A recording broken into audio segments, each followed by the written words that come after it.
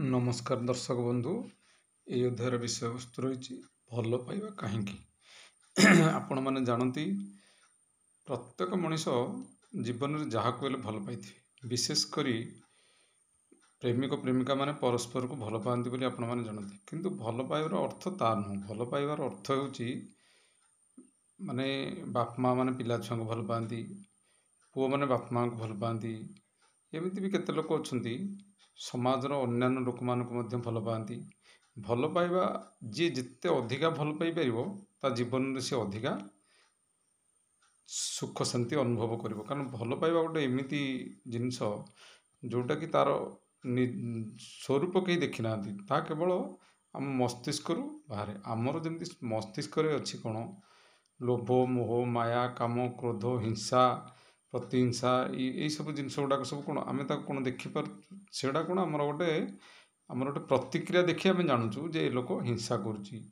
ये लोक लोभ करुच्ची ये लोक मोहमाया पड़ जाइए ये लोक प्रेम करुच्ची विभिन्न प्रकार आम तार प्रतिक्रिया देखी जानूँ कि तार प्रकृत निजस्व स्वरूप बोली किसी गोटे सेमती ना सी भल पाइबा को लेकर देखु गोटे एमती परिस्थिति सृष्टि होची आम समाज रे जोटा कि बहुत क्षतिकारक होची धर जड़े पुओ गोटे माने विवाह पूर्व भल पाई पुओ झील को भल पाइला झील भी पुओ को भल पाइला किंतु जदि कौन सी कारण से झील धर आउ क्या सागर कथबार्ता है कि क्या आउ को पुओ को भल पाइला छाड़ी से तार प्रतिहिंसा परायण होती एत भल पाता लोकटी दिने मारिदेवा भी चेष्टा कर रास्तार हटई देवा चेष्टा कर आईदर ता प्रेमिक को रास्तार हटई देव ना से प्रेमिका जहाँ भल पाता एमती विभिन्न प्रकार प्रोब्लेम आम समाज रे माने प्रत्येक बेले घटी चलती बेले बेले कौन होना भल पाँच धर गोटे झील कौन कारण गोटे पुओ को भल पाइला पुओ भी झील को भल पाइला किंतु झीर बाप माँ मैंने देखिले ये पुओ आम झील योग्य नुह तेणु सी ब्रेन वाश कर अलगा करदे पुओ तो भल पाइबाटा पाई जाइए झीठार तेणुक सी झुरला तापर सी प्रतिहिंसा परायण होकर किसी गोटे पदक्षेप नहीं जाऊँगी बेले बेले सुइसाइड करदे पार्टी यहाँ जो प्रेमी जुगल मैंने भल पाइबाटा से बहुत क्रिटिकाल देखु आपण मैंने जो मैंने कम वर्षर पिला माने से माने टिके देखी चाहिए भल पाऊँ नचेत निज बाप माँ मैंने जो आरेंज मैरेज कर जगह बह करूँ से ठीक कौन सी बाप माँ के पिला मानकर अमंगल चिंता करें कि आपण मैंने से पर्यंत अपेक्षा करने दरकार आपण प्रथम आग आपणकर क्यारियर उपर फोकस करूँ तापर बह करने कथा कि जीवन साथी कथा चिंता करेंगे कि मन इच्छा जो जहाँ को नहीं भल पाई जाऊँगी तेणु ता द्वारा बहुत असुविधार सम्मुखीन होती तेणु भल पाइबाटा अवश्य कई का ये से आपे आपे हो जाए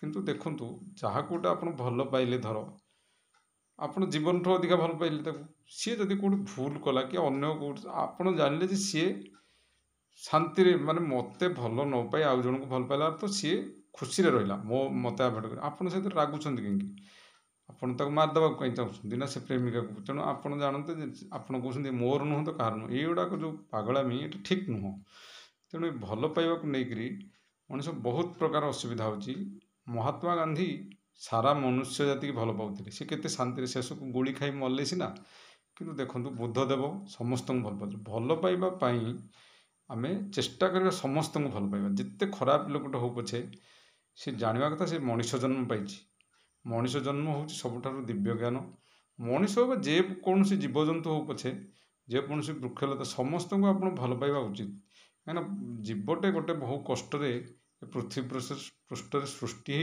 होता आपण मैंने जानवा दरकार सी भगवान सृष्टि करूँ कि अन्य माने जी भी सृष्टि करूँ कि जमती आपे आपे सृष्टि हो कि विज्ञान उपाय हो किंतु यहाँ बहुत क्रिटिकल जिनस जमती गोटे क्षीर गाईटे घास खाइले क्षीर दौची क्षीर दही हो दही घषिले लहुणी होची लहुणी जाए घी होते पदक्षेप घीटा बाहर चिंता कर सेमती गोटे जीवन पृथ्वी पृष्ठ सृष्टि बहुत कष्ट तेणु ताकू आम बेले बेले जीवन हारी दौची टिके कौन घरे झमेला है जीवन हारिदेल क्या गोटे राग मृत्यु माने मारिदे निजे मरी जाऊँगी क्या मारिदे बहुत टेंशन भितर मनीष ये भल पाइबा नहीं भल पाइबाटा हूँ सब गोटे भल जिनस यहाँ गोटे पवित्र भगवान सृष्टि किंतु आपको आपण मैंने एमती ये भाव जमती गोटे खराब बाटर नहीं ନିଜ ଜୀବନକୁ ବର୍ବାଦ କରିବା ପାଇଁ ଚେଷ୍ଟା କରନ୍ତୁ। ଧର ଆପଣ ଯାହାକୁ ଭଲ ପାଇଲେ ସେ ନ ମିଳିଲା, କ'ଣ ହେଇଗଲା ସେଇଠୁ? ଆଉ କ'ଣ ଝିଅ ନାହାନ୍ତି ଦୁନିଆରେ?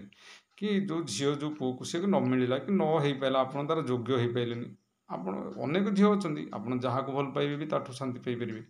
ସେଇଟା କିଛି ସବୁଠାରୁ ଦେଖନ୍ତୁ, ଏ ପୃଥିବୀର ସବୁ ଲୋକଙ୍କୁ ଆପଣ ଭଲ ପାଆନ୍ତୁ, ସବୁ ଜୀବଜନ୍ତୁଙ୍କୁ ଭଲ ପାଆନ୍ତୁ। ଦେଖିବା ଆପଣ ଯେତେ ଶାନ୍ତି ପାଇବେ, ତା'ର ସବୁ ଦୋଷ ଦୁର୍ବଳତାକୁ ଆପଣ କ୍ଷମା କରିଦିଅନ୍ତୁ ଏବଂ ଲୋକଙ୍କୁ ବୁଝାନ୍ତୁ। ଯିଏ ଭୁଲ ବାଟକୁ ଯାଉଛି ତାକୁ ଭଲ ବାଟକୁ ଆଣିବାକୁ ଚେଷ୍ଟା କରନ୍ତୁ। ତାଦ୍ୱାରା କ'ଣ ହେବ ନା, ଭଲ ପାଇବାର ମହତ୍ତ୍ୱଟା ରହିବ। ଭଲ ପାଇଲେ ବହୁତ ଶାନ୍ତି ମିଳେ ଜୀବନରେ। ଯଦି ଆପଣ ଘୃଣା କରିବେ, ଟେନସନରେ ରହିବେ, ଆପଣ ସବୁବେଳେ ଜଳି ଜଳି ମରିବେ, ବହୁତ ଅସୁବିଧାର ସମ୍ମୁଖୀନ ହେବେ, ବହୁତ କଷ୍ଟ ପାଇବେ। ଆପଣଙ୍କୁ ବି କେହି ଭଲ ପାଇବେନି, ଆପଣ ପ୍ରତିକ୍ରିୟା ଦେଖାଇବେ ବିଭିନ୍ନ ପ୍ରକାର, ଆପଣଙ୍କ ପରିବାର ଲୋକ ଆପଣଙ୍କୁ ଭଲ ପାଇବେନି। ଏମିତି ଗୋଟେ ଗୋଟେ କ'ଣ ହେଉଛି ନା, ଗୋଟେ ମିସ୍ଅଣ୍ଡରଷ୍ଟାଣ୍ଡିଂ ହେଇକରି ବେଳେବେଳେ ଆପଣ ଜଣଙ୍କୁ ସନ୍ଦେହ କରୁଥିବେ କିନ୍ତୁ ସେ ଠିକ୍ରେ ଥିବ। ଫଳରେ କ'ଣ, ସେ ରାଗିବ।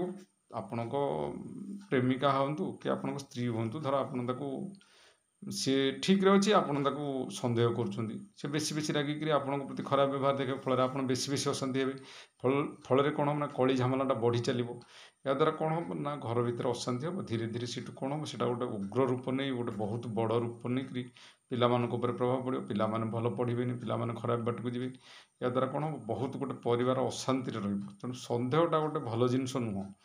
ତେଣୁ ଯେଉଁ ଭାଇମାନେ ସନ୍ଦେହ କରୁଛନ୍ତି, ସେମାନେ ସନ୍ଦେହ କରନ୍ତୁନି। ଯଦି ବା ଦେଖୁଛନ୍ତି କିଛି ପ୍ରତିକ୍ରିୟା ଦେଖୁଛନ୍ତି, ସେଇଟା ଭଲ ଭାବରେ ଚିନ୍ତା କରିକିରି ତାକୁ ରୋକିବା ପାଇଁ ଚେଷ୍ଟା କରନ୍ତୁ, କି ଶାନ୍ତ ଉପାୟରେ ରୋକିବାକୁ। କିଛି ଗୋଟେ ଭୁଲ ପଦକ୍ଷେପ ନେଇ କି ଗୋଟେ ପ୍ରତିହିଂସା ପରାୟଣ ପଦକ୍ଷେପ ନେଇକରି ସନ୍ଦେହଟାକୁ ଦୂରୀଭୂତ କରନ୍ତୁ ନାହିଁ।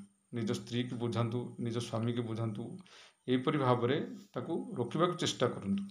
କିନ୍ତୁ କଳି କଜିଆ ଏବଂ ପ୍ରତିହିଂସା, କ୍ରୋଧ ଏଗୁଡ଼ାକ ସମାଧାନର ବାଟ ନୁହଁ। ତେଣୁ ଆପଣମାନେ ଆଜି ଭଲ ପାଇବା ଉପରେ ଅନେକ କିଛି ଜାଣିଲେ। ଆପଣମାନେ ବି ସେମିତି ନିଜ ଜୀବନକୁ ଏହିପରି ଭାବରେ ସରସ ସୁନ୍ଦର ଭାବରେ ଗଢ଼ି ତୋଳନ୍ତୁ। ଏହା ହେଉଛି ମୋର ଏ ଆଲୋଚନାର ଲକ୍ଷ୍ୟ। ତେଣୁ ଏହି ଅଧ୍ୟାୟକୁ ଏତିକିରେ ରଖୁଛି। ପରବର୍ତ୍ତୀ ଅଧ୍ୟାୟ ଆପଣଙ୍କ ନିକଟକୁ ଖୁବ୍ ଶୀଘ୍ର ଆସିବ। ସେ ପର୍ଯ୍ୟନ୍ତ ରହିଲି, ନମସ୍କାର।